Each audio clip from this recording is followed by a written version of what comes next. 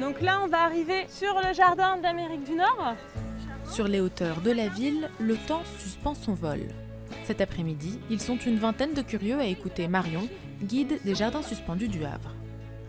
Ici, c'était le fort de Sainte-Adresse. Donc le but de ces forts, c'était de défendre l'embouchure de la Seine et la ville du Havre contre les invasions.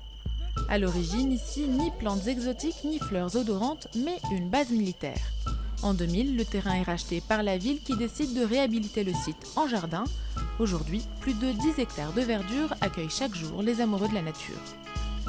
Mais vous allez entendre des oiseaux, vous allez voir des abeilles passer, avoir une biodiversité vraiment multiple, des plantes exceptionnelles aussi, qu'on n'a pas sur tous les jardins de la ville.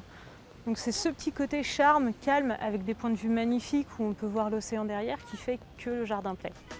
Une partie des jardins est consacrée aux plantes découvertes ces 50 dernières années, comme ce petit arbre australien. Aujourd'hui, il n'en reste plus qu'une centaine de spécimens.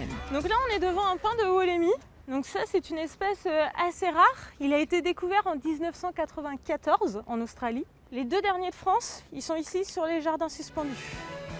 Escallonia du Chili, tulipier de Virginie, au total, plus de 4000 plantes sont représentées ici. Alors forcément, pour les visiteurs, difficile de tout retenir. Eh bien, je serais incapable pour l'instant de vous citer les noms de tous les plantes et arbres dont j'ai appris le nom, mais j'ai appris que la nature était belle et qu'en Normandie, ça poussait bien. C'est vraiment joli, il y a une variété de plantes inimaginable. Si je pouvais avoir tout ça dans mon jardin.